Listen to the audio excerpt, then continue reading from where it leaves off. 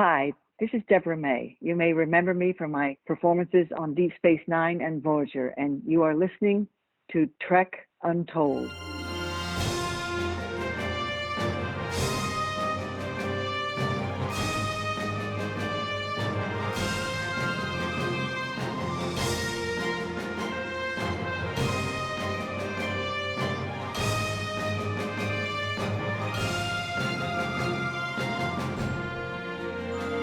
Welcome back to Trek Untold, the Star Trek-inspired podcast that goes beyond the stars. I'm your host, Matthew Kaplowitz. It's not often that one has the chance to talk to a beauty pageant queen, let alone one who went on to appear twice in Star Trek. But that's who we're chatting with today because our guest is Deborah May. Deborah, or as she was known in the beauty pageant circuit as Debbie May, appeared twice in Star Trek. The first time was the Deep Space Nine episode Sanctuary from Season 2. And I gotta tell you, that episode is one of the most haunting episodes of DS9. And we're talking about a show that's had plenty of things that really stuck with you. When I think about Deep Space Nine, I think about the Dominion War and all the big ship battles, and so many great episodes like In the Pale Moonlight or The Visitor. But there's so many others that are just as good and are really overshadowed by some of those other big ones I just mentioned. I think a lot about this episode, Sanctuary, and while I do call it one of my favorites, it's also a tough one to think about because it's just so grim, so uncomfortable, and perhaps it's so real that it just takes a lot of my energy to watch it. But it's such a really strong episode that demands a rewatch, especially before listening to this week's episode. She appeared a few years later in the third season Voyager episode, Favorite Son, where she played Lyris, the matriarch of an alien society that Harry Kim may or may not be a part of. It's a much more lighthearted episode by comparison, and a fun one for Garrett Wang, who has the honor of being around a lot of lovely ladies who all want a piece of his sumptuous life force. Beyond Trek, Deborah's had a long career in soap operas and dramas, including Guiding Light, Saint Elsewhere, ER, Murder One, LA Law, Days of Our Lives, and plenty of other shows, as well as sitcoms like Murphy Brown, The Larry Sanders Show, Seinfeld, Grounded for Life, and Malcolm in the Middle, just to name a handful. But most recently, you may remember her as Natanya on The Walking Dead, and I'm sure by the end of this episode, you're going to want to revisit some of her work beyond Trek. Before we begin this episode, I'd like to remind you to follow us on Facebook, Twitter, and Instagram at Trek Untold. One word, no spaces. You can also support our show by visiting patreon.com/TrekUntold. If you're already following us or offering your support in any way, thank you for your help. Most of all, please make sure to subscribe to this podcast and leave a rating and review wherever it is that you're listening to it. This helps more people find us and hear the show. And I'd also like to make a quick shout out to our friends at Triple Fiction Productions, who make some great 3D printed Star Trek inspired products for toys and people, but you're going to hear more about them a little bit later. Now, without further ado, let's beam up this week's guest. Computer, access interview file. Affirmative. Initiating program. Welcome back to Trek Untold, and now joining us on the other side of the line, Deborah May. Deborah, how's it going today? It's going very well in these strange, surreal times. A little Star Trekian, like I remember. Yeah, I would say so. It reminds me of a few episodes, but that's a whole other episode entirely. But you yourself have appeared in 2 episodes of Star Trek, but of course you've done so much other things besides that. We're going to talk about a few of those things. But again, because this is a Star Trek-centric show, I have to ask the question I ask all of our guests when they first appear, and that's, what is your earliest memory of Star Trek? Oh, wow. Well, certainly with William Shatner, I believe. He was the original on Star Trek, is that correct? Yep, that's correct. And I remember watching it and looking forward to it. Before you could tape things and then watch them in a row, so we'd have to wait every week, and that was always a drag. Now, you grew up in Indiana, correct? That's correct, right in the heartland of Indiana, midway between Chicago and Indianapolis, 100 miles on either side, and nearest to Lafayette, Indiana, where Purdue University is, although I went to Indiana University. And it's a town of 1,000 people, a town called Remington. So tell us a little bit about growing up there. Who were your parents? What did they do? And what led you towards, not acting just yet, but I guess initially towards modeling? Well, my father, Hollis E. May, the E was for Earhart. His mother loved Amelia Earhart, and so she wanted to name her son Earhart, and he got Hollis instead. So we're grateful for that. And he married my mother, Angeline. Her maiden name was Gutwein. Her family was from Germany. And my father's family was several generations right there in Indiana. My mom was born in the United States, but her parents were not. They were born in Germany. And I am one of 4 children I had an older brother whom unfortunately I lost way too early. My brother Jeffrey, and then my older sister Angela, and then my little sister Stephanie, who lives in Switzerland with her husband, who's a doctor. But they come here to Florida twice a year, where they have a home, and they're there right now. As a matter of fact, I wonder if they'll get back in May to Switzerland. We'll see. But it was a great place to grow up. And because it was so small, if you wanted to excel in anything and you tried, you could almost always be put in the limelight. And we were all very musical, Matthew and my family. We all sang and played the piano. My brother had by far the best voice. My sister's an opera singer. As I said, she's in Switzerland, and she teaches quite a bit now. And so I was in talent shows and beauty pageants growing up. I enjoyed that because I liked performing so much. Let's see, when I went to Indiana University, I wanted to go into pre-med. I decided that I was destined to be a doctor, which is kind of, I don't know how much time we have. I may go in far too much depth, so stop me if I get carried away. But we got plenty of time. The more, the better. Oh, good. I wanted to be a surgeon, and I thought, well, they call the area where you operate, it's like an amphitheater. And so it sort of made sense. Well, I lasted a year in music and as my minor, and zoology as my major at Indiana University. I then became Miss Indiana University and went to the Miss Indiana pageant, where I was, I won both preliminaries in swimsuit and talent. So I thought, well, this is going to be great. And then I came in runner-up that first year.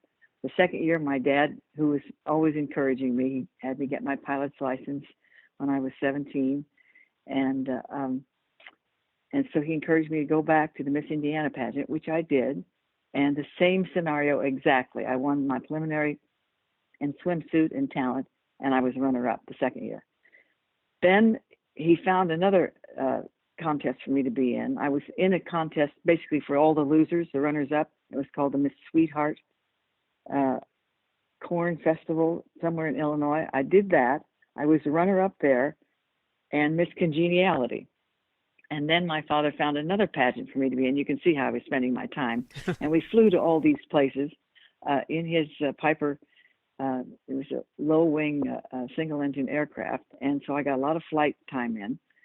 And so he found another pageant for me to be in. It was called the Miss International Banana Princess pageant. It was sponsored by Colonel Tom Parker, who discovered way back when Elvis Presley. So I went to that pageant, and I actually won that one. And they sent me to Ecuador as a goodwill ambassador for Cabana Fruits. And mercifully, I didn't have to carry a bunch of bananas around, because the other gal that was there with me, the Pearl of the Pacific, she had to throw bananas off her float. And so that was an interesting trip to fly to Ecuador. We didn't fly the small plane there. I took a commercial airline there. And then came back, and I was in the Miss America pageant the next year, because I went back to Miss Indiana as Miss Indianapolis. And my mother wanted me to stop all this nonsense, but my dad was just convinced that I was going to win. So I think they finally thought, oh gosh, she's only 20 years old. She can do this till she's 28. We might as well give it to her. So I won Miss Indiana. I went to the Miss America pageant. I was grand talent winner, which is another way of saying you were the most talented of the people who were not part of the finalists. But I got great scholarship money from that, and I enjoyed being Miss Indiana. And I drove new cars all over the state, the finest by roads and back roads that Indiana has to offer. And then I went to San Francisco to visit my older sister Angela, who'd moved there, and I found out about the American Conservatory Theater. And so on a whim, I auditioned for it. I had been student teaching as part of getting my degree, and so I had several monologues that I could rely on, and so I did that, and I got in the conservatory. And the Miss America pageant scholarship money was what paid for all of that. That was a big help, that and the money I had made doing special appearances in Indiana. So I did that for a year, and then I was on my way to New York to do musicals. That's what I decided I wanted to do. And William Ball, who was the creator and artistic director at ACT in San Francisco, asked me to be a member of the company. So I did, and I stayed there for 7 seasons, I believe. Then I went to New York. In the meantime, I'd done theater up and down the coast at Pacific Conservatory Performing Arts and the Old Globe Theater in San Diego. And I went to New York and was on the Guiding Light and did some television shows. And I'm getting my way back to Star Trek, but it takes, if I do the whole story, I'll be here for 4 hours. But I was able to come back to California, to the Old Globe Theater, and I auditioned for and was cast in a play called As You Like It. And the young man playing opposite me as Orlando turned out to be George DeLoyo. So that worked very well. We got married 47 times on stage as Rosalind and Orlando. And then I went back to New York, back to the soap opera. They made me such a good offer, I couldn't refuse it. And George stayed out here. And then we came back to ACT and we did a play there. And he asked me to marry him the following year. So we did that. So then that puts me in Los Angeles and auditioning for and getting some things, various things in television and film. So you're now involved in the acting world. I'd like to just ask, at this point, as you're coming up in the world, who would you say has helped or influenced you the most in your acting abilities as your career continued? Oh, that's a very good question. Well, William Ball had a great deal to do with my progression in acting. From ACT, I got such great training, and he continued because it was a conservatory. You were a student and an actor at the same time. So we took classes in ballet and movement and scansion and improv work, and you did things that you normally wouldn't be able to do. Couple that with Donovan Marley's Pacific Conservatory of Performing Arts, which was in Solvang and Santa Maria, California. And there I was an artistic fellow, I guess you'd call me, a guest artist. And I got to do roles there that I never would have been cast in, I don't think, commercially. I could basically play whatever I wanted, from Hedda Gabler to the unthinkable Molly Brown. And we opened the theater in Solvang, California in the mid to late 70s, I believe it was. And so that was a great experience. They were very influential. Also, I would say, some of the actors that I worked with at ACT, Peter Donat, whom we lost not very long ago, and I knew Rene Auberjonois, whom I've also lost his friendship recently. And watching them and working in that close proximity was very beneficial. I had a wonderful agent when I went to New York. His name was Milt Goldman, yes, and with ICM, and he introduced me to terrific actors and agents, and was a great. He was a conveyor of my talents, if you will. And then there's Jack O'Brien at the Old Globe Theater, and Sweet Craig Knoll of the Old Globe Theater. He was the artistic director, and then Jack succeeded him.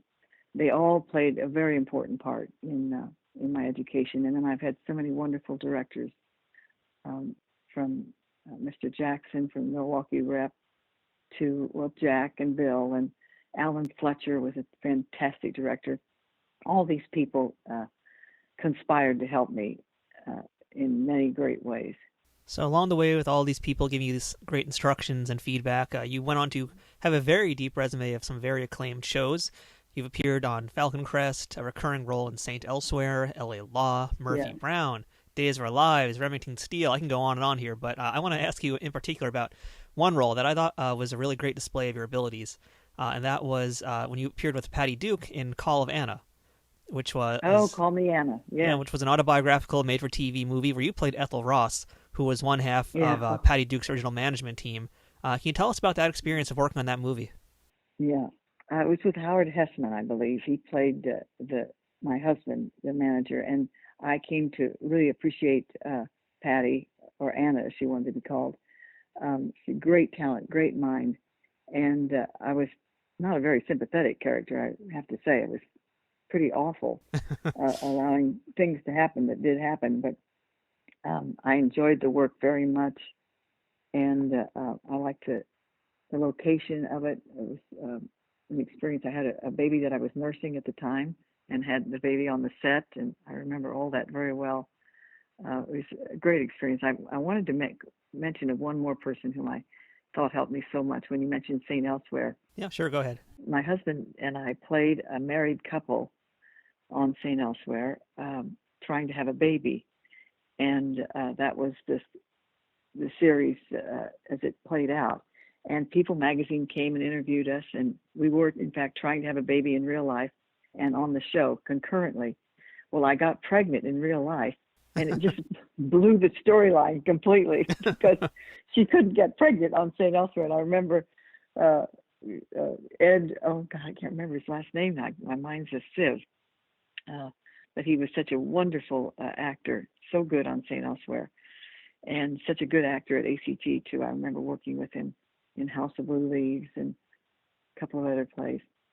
But anyway, that's my memory of Call Me Anna. I enjoyed that very much, and that's been quite a while ago.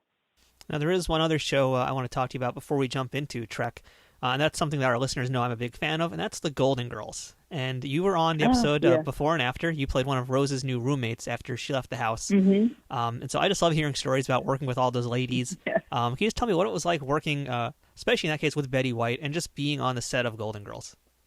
Oh, it was fantastic. It was terrific. And I had a baby with me at that time, and my mother-in-law came from Salt Lake City to watch Alexandra, I think it was. And the ladies all came into my dressing room, and Betty White is one of the most charming, lovable people, and so vital and vivacious. I mean, look at her; she's just remarkable. And I felt like I was in honored company to be with them. What do you remember most about being on that set? Mary Wicks, who was at ACT, came to the set. She was friends with all of them, and sat, and I could hear her laughing out in the audience. Yeah, it was just a grand experience. I felt like I had stepped back in time, and I was getting to experience things that marched across decades, and I got to be part of it. Breaking up. Oh, absolutely. I mean, I'm quite good at holding character, but they are so funny, and they ad-lib quite a lot. Yes, I do remember that. And I remember just before I went on to enter Betty White's apartment, one of the stagehands said, "The ladies have said that you're a very handsome young woman." I just love the fact that they used the word handsome. That's a very B. Arthur word, I think. Yes, exactly. Yeah, just great voices, great production. All right, so Deborah, we've come now to 1993, where you make your first appearance in a Star Trek series, and that's in the second season episode of Deep Space Nine, Sanctuary. And I've got to tell you, Deborah, this is actually one of my favorite episodes ever, especially from the early seasons. It's one that's really stuck with me. Yeah, it stuck on me, too. So in this Given episode, the makeup.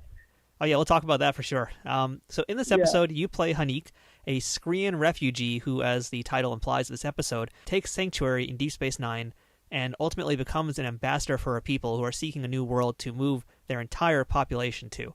So I'd like to start at the beginning, and can you tell us about how you got cast into this role of Haneek? Well, I auditioned for it, and if memory serves, which it doesn't always, I think I had to do a callback audition for it. But I guess I just had the stature and the qualities that they felt they needed in this. There was a farming community. We were farmers. We were looking for a place through a deep hole, a black hole, to, as you say, start a new existence, a new life. But I can't remember too much about the audition, except I did get called back, which was unusual. I think they must have been seeing a lot of people. That I'm sure is the case. And so they called back the several that they thought they might use, and I was fortunate enough to be chosen. So this episode remains a very topical one to this day as it deals with immigration and refugees. It's a very deep, kind of grim also episode. Did you have any thoughts about the script and its political content when you first read it? Well, I liked particularly that we looked different and that we repulsed people. They didn't want to be around us. We had, if you can, I'm sure you remember, Matthew, you're an expert at this, but we had like scaly skin, and they felt like who knows what diseases I might be getting from that person. Things that we are having to not deal with, but what's going on politically, that idea that people coming from a place other than where you are, they might be something or someone that can contaminate us. We don't know who they are, what they've done or what they've been, so to speak. But I remember putting the makeup on. It took almost 3 hours to get into makeup. And then to get out of the makeup was kind of an arduous task unto itself. You had to stand and have the water course over your face, and it created a balloon of water finally underneath the latex, and it was actually gravel. They used gravel and latex, and then you would peel it down. And you had to be careful because you did begin to think you were suffocating if you're claustrophobic. And I remember one sweet older woman was claustrophobic, and she and I were taking our makeup off in the shower together, the communal shower, and I had to get help for her because she really thought that she was going to drown because it took so long. If I'm not mistaken, it had to soak for like 20 minutes before you peeled it off. So it was one of the harder shows I ever had to do, but I really, really loved it. And I loved the idea of being helped out and finding another civilization, another place to go. Yeah, as you mentioned, the screens had that very weird, pimply makeup, and it is a little bit repulsive. And I think it's also just a great allegory to the content of the script as well, which is, again, just about what happens when you have these foreign people coming and trying to come into your home, essentially. Mm-hmm. Exactly right. And I was at a Star Trek convention not too long ago, and interestingly enough, that was a picture that most of the people wanted to have me sign. Haneek. So can you describe the set of that episode for us and the type of shooting environment that it was? Was it different from other shows that you worked on? When you're in the set itself, you do feel like you're in a sanctified space, an airship, but it was done on a sound stage, as they all are.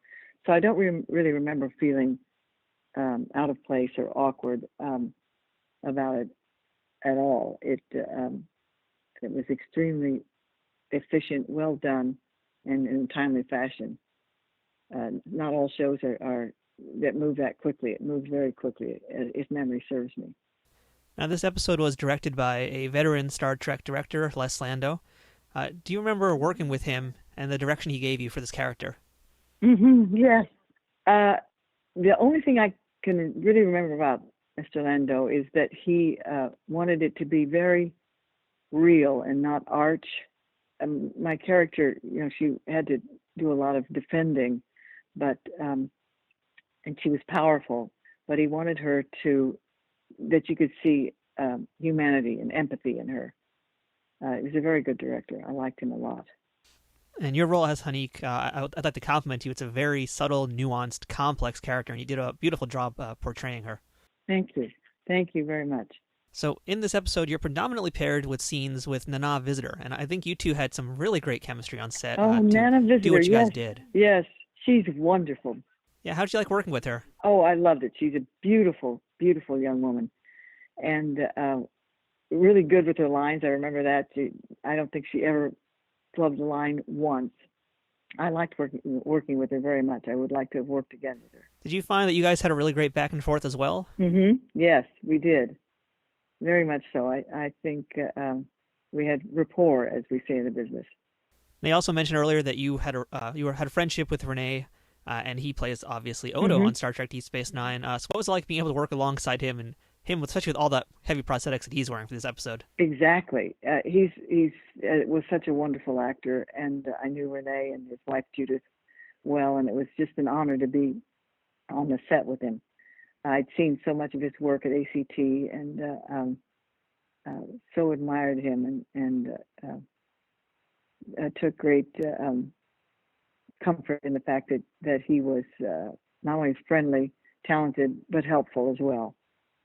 Now, when you think about this episode, is there a memory that may stand out the most for you during filming? The woman almost drowning in the shower is the memory that stands out regarding the episode. Besides that traumatic experience, because I think now we're all going to be able to not forget that one. Exactly. I can't say that there was one moment that just, you probably could remember better than I, that just electrified me. I just liked the whole experience shooting of it.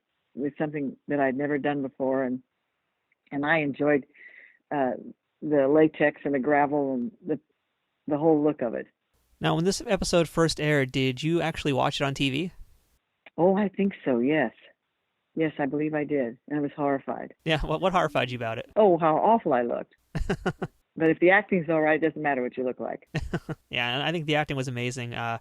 When you take a role like this especially, I'm just kind of curious because there is so much nuance to this, and even, and I don't know if you remember, in the first act of the episode, you don't really actually communicate because you're speaking a different language, and you had to communicate non-verbally. So I just like to know, how do you prepare for that kind of role? What do you do to mentally step into this character she's basically a farmer becoming an ambassador? Yeah. It's a lot of complex change that happens. What do you do to become that character? Gee, I think I have a copy of this somewhere. I wish I'd watched it so I could remember better, Matthew. But that's right. You just enlightened me. It was interesting. I was thinking that I was very boring and that nothing was happening, and the director assured me that wasn't the case. And as I said, it moved very fluidly and efficiently. So I wasn't left with too much time on my hands to say, God, did that work or did that work well or poorly? And the director was just excellent in saying, we've got exactly what we need, we're moving on. And I just came to trust him completely. Trek Untold will return momentarily. Trek Untold is brought to you by Triple Fiction Productions. If you're a Star Trek cosplayer looking for props, or toy collector looking to spice up your shelves, Triple Fiction Productions has you covered. Triple Fiction Productions produces affordable and unique 3D printed Trek-inspired products from the original series, Next Generation, Deep Space Nine, Voyager, Enterprise, and the movies. You can expect the same amount of care and attention to detail in any of the items in their catalog, whether it's a prop replica for use in a fan film, or part of a cosplay, or accessories and playsets for figures from Playmates, Migos, or Diamond Select. Own your very own tricorder or phaser rifle with working lights, the bridge of the Enterprise E for your Playmates figures, or any other item from countless species and ships from the Star Trek universe. All products are 3D printed in the USA and are constantly evolving and improving based on fan feedback. To learn more about their products, visit them at triple-fictionproductions.net or on Facebook at facebook.com/triplefictionproductions. Triple Fiction Productions, taking Star Trek where no 3D printer has gone before.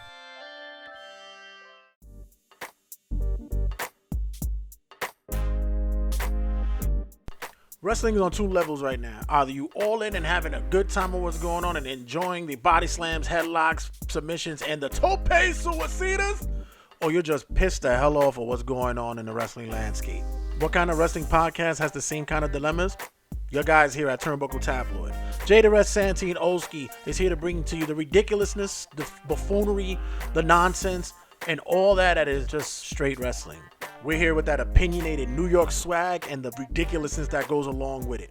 Get us on Spotify, iTunes, Google Play Music, Google Podcasts, wherever you get podcasts. Turnbuckle Tabloid, you don't want to miss it. And we're here every week, unlike some wrestling promotions. Laters. We now return to Trek Untold. So 4 years after this appearance on Deep Space Nine, you followed it up with a role on Star Trek Voyager in the Season 3 episode Favorite Son. And there you played Lyris, who is the matriarch of the Teresians, an alien species that has a secret to hide. So what did you think of this role when you first heard this was the character you would be portraying? Oh, I just thought it was so bizarre. And I had, Matthew, actually tested for the part that my friend Kate Mulgrew took, which was the commander. And I so wanted it, but she was perfect in that part. I thought that the character, I liked the fact that they tried to make me look as good as possible. So that was the opposite of the first character I played. And so I particularly liked that. I liked that. And I liked the notion of this superior female race, well, not a race, but civilization, hardly civilized, needing this quality from men so they could continue on. I thought it was an interesting concept. And I was lucky and glad to do it. This wouldn't be the last time you played a character like that who's this strong head of a female society, but we're going to come back to that. Yeah. Since you brought it up, I would like to ask a little bit more about Kate Mulgrew and auditioning for the role of Captain Janeway, because you mentioned it. I have to ask you right now about this. Can you tell us a little bit about that, like when you were auditioning to initially become Captain Janeway, I guess? Well, if memory serves me, Matthew, it was a very good audition, and I went back, I think, twice.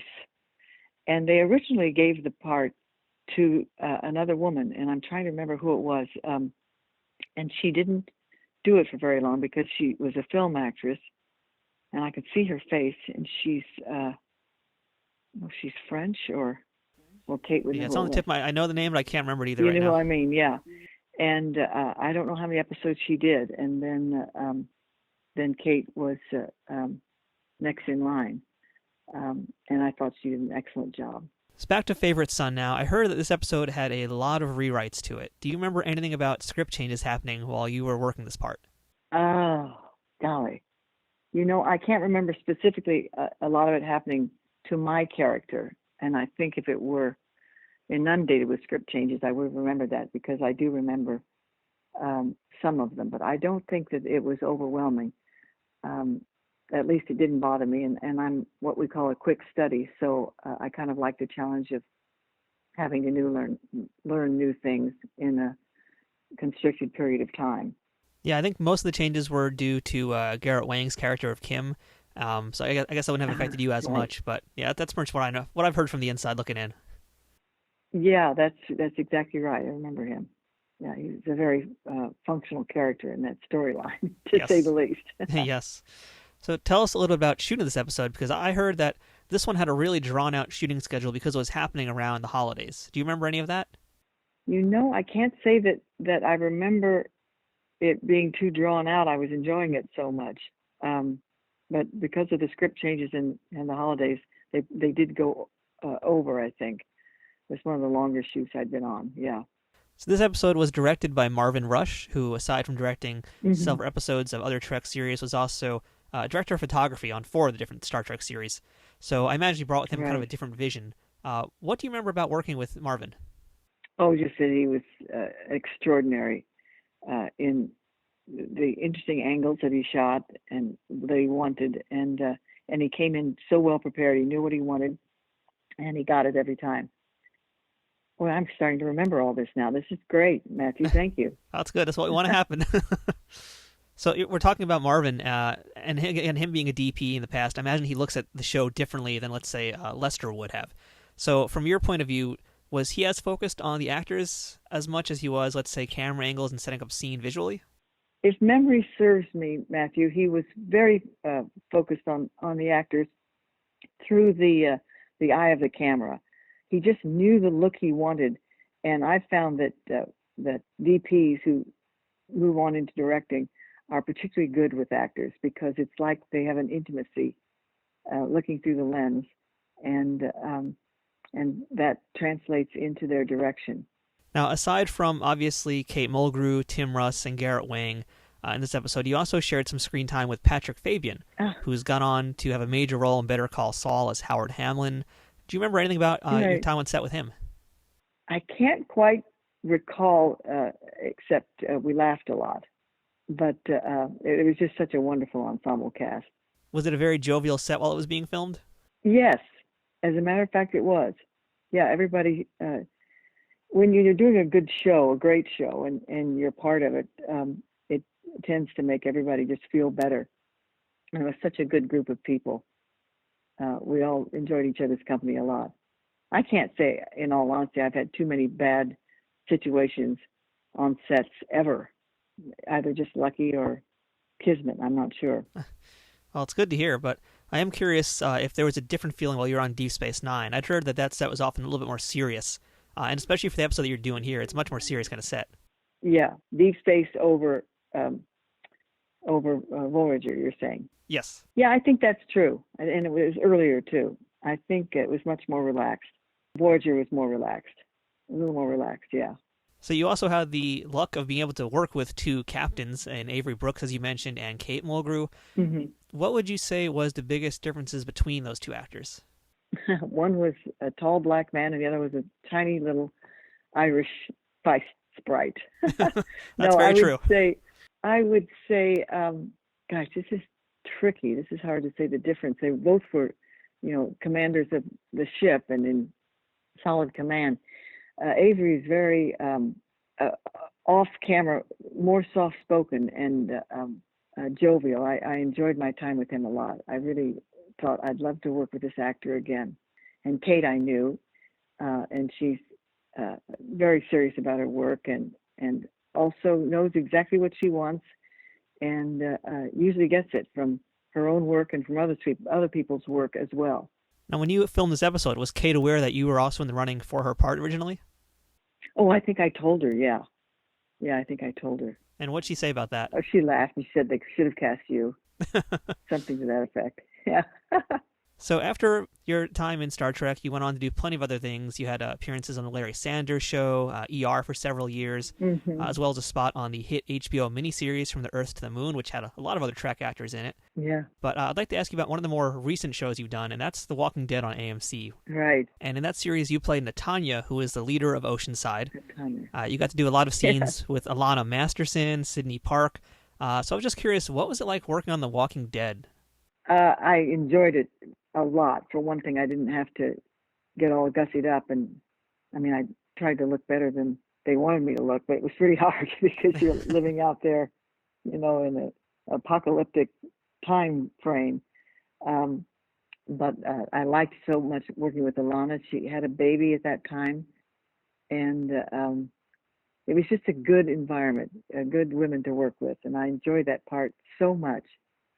And we were in Peachtree, Alabama. I think it was Alabama, or was it Georgia? I always get. We flew into Atlanta, Georgia. Peachtree is south, about 2 hours south.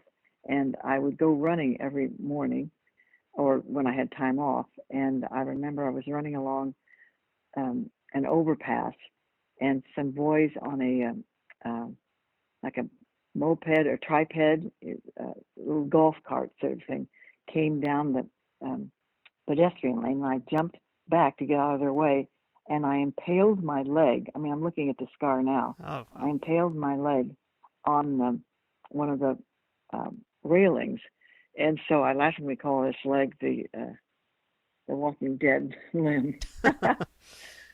So I imagine that show is very different from other sets because a lot of it is outdoors and, for lack of a better word, rustic. It all was. Very rustic, all outdoors. They take great care of you, but you have to go out to where the set is, and it can be quite remote. Yeah, how did it feel working on such remote sets, especially in this kind of show that is really obviously very creepy, supposed to be very scary, dark kind of show? Mm-hmm. How did that reflect on what you did on the episode? Well, I liked it. I liked the show so much, and of course the makeup is incredible, and you see these guys coming around the corner eating a ham sandwich with all of that. It was startling in that regard. I was just so glad I wasn't a zombie, and I thought, I hope I don't end up as one as well. And again, coming back to the character you played in Deep Space Nine and also in Voyager, again, these are both like very commanding roles of female characters who are essentially in very female-dominated societies. I find it interesting that you keep getting cast in those roles as we talk about this tonight in this episode. Yeah, that's exactly right. So for you doing these kinds of roles, how does it feel to be this strong female character, and again, specifically in the Walking Dead universe, this strong female character in a post-apocalyptic universe? It feels great. It's a thing that I'm drawn to. I'm a tall, blonde woman, and as Bea and Betty said, she's a handsome young woman. And I'm classically trained in the theater and musically as well.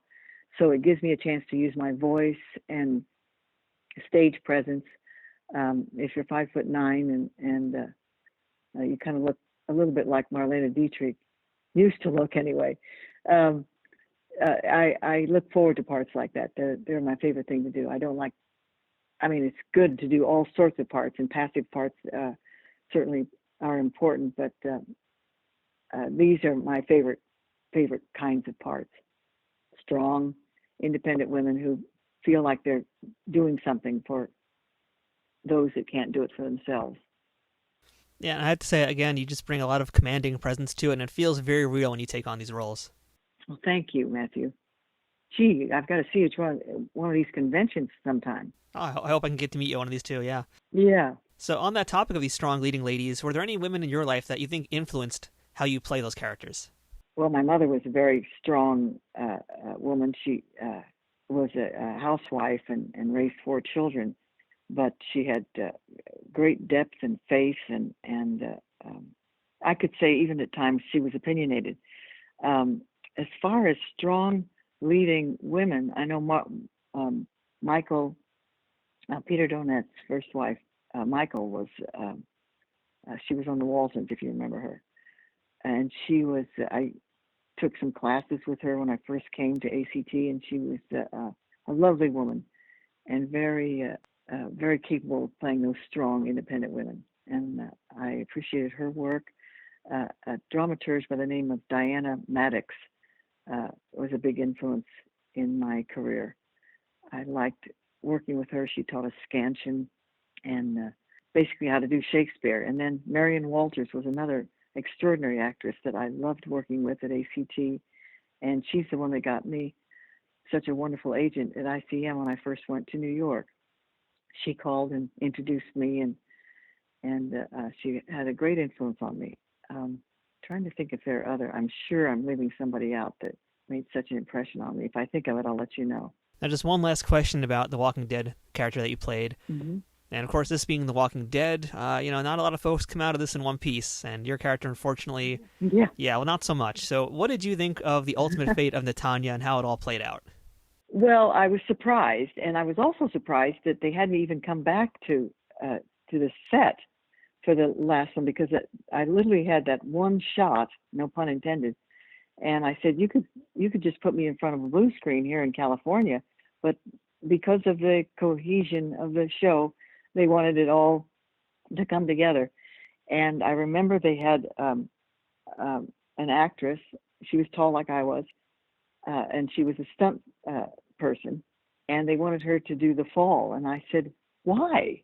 I think I can handle this. I can do this fall. And I had to talk them into letting me do it, because it was just, you got a mistaken identity and you got shot and you went down, and then there was the reveal of who had been shot, which I think was a pretty good effect. Pretty scary. Yeah, I agree. And I'm now even more impressed the fact that you just took your own fall as well. Yeah. It's very funny. So, Deborah, throughout your career, what do you think was the most valuable acting lesson that you've learned that you can share with our listeners that they can use if they're interested in becoming an actor or an actress? One, don't take yourself too seriously. In the beginning, I think I did. Advantages and disadvantages come in ebb and flow. And you can let a disappointment, or what you consider is a failure, control and conduct your movement from that time forward, and that's not a good thing. I think one of the best things for me was getting, after I finished college in speech and theater with a minor in music, I transferred out of zoology and went into the theater, mercifully, for all those patients I might have had. But I think when instead of going straight to New York from Indiana, I said, I want to go and get classical training and learn how to do theater like they do in England, for example, because you can go from stage to film. And I think the transition, what you've learned in the theater, will enhance what you can think on camera, because of course it's a totally different medium. But I learned how to speak, move, react. I learned so much script-wise in what I studied by going to school first, to a conservatory, and then moving into the theater. That was the greatest lesson for me, and one that I carried forward, and it served me in good stead my entire career. So, Deborah, my last question for you today is, what is the best thing about being a part of the Star Trek universe? Oh, I think that it has had such a longevity, and people my age now watched it when they were much younger, and it can continue on. It can evolve and change with the times. And it's also, as you pointed out, the character in Voyager, and the character, I should say, Haneek in Deep Space Nine, it points out that there are parallels in life, and we're not all that different. And they can carry a story forward that has resonance today and relevance from back then. And I think that makes it very valuable. And I hope it continues.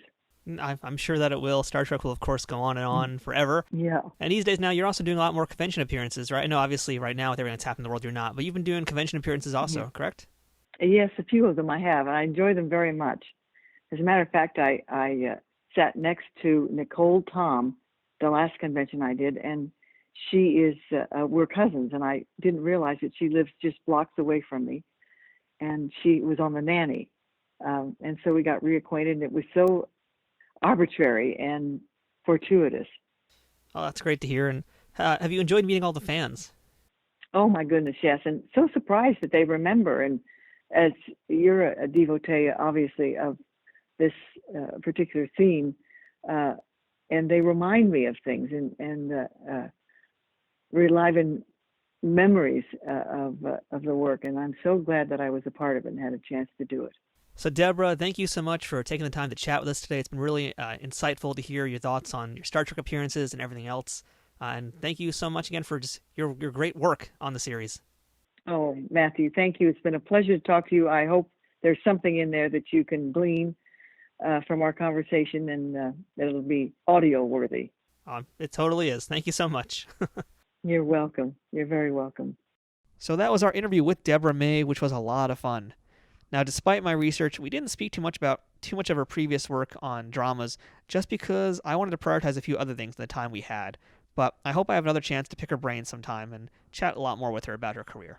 Regarding the script changes we mentioned about Favorite Son, indeed, that episode was originally intended to make Harry Kim an alien permanently, an idea that Garrett Wang liked very much. This would have also meant Garrett would have had to wear those spots permanently for the rest of the series.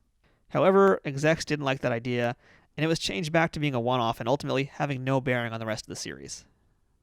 Likewise, the Deep Space Nine episode of Sanctuary also had a pretty major plot change to it as it was developed. Originally, the Screens were going to be allowed to live and farm on Bajor, but that was later changed to be more of a downbeat ending. I think that ultimately made it a much more impactful episode anyway. Besides, I don't call the show Deep Sad 9 for nothing. So, thank you for listening to this week's episode of Trek Untold, and if you haven't already, please subscribe to the show, and if you can, leave a review and rating. We'd appreciate it very much. You can also follow us on social media. Just look for Trek Untold on Facebook, Twitter, and Instagram. We'd love to hear from you, and let us know what you think about the show. If you'd like to support this podcast, check out patreon.com/TrekUntold to learn how you can keep our ship operating at full power. Once again, thank you to our sponsor, Triple Fiction Productions, and shout out to Scott Ray for setting up this interview. If you'd like to book this week's guest for a convention appearance or an autograph signing event or anything else, you can email Scott at scottray67@aol.com. This has been Trek Untold. I'm Matthew Kaplowitz, and until next time, fortune favors the bold.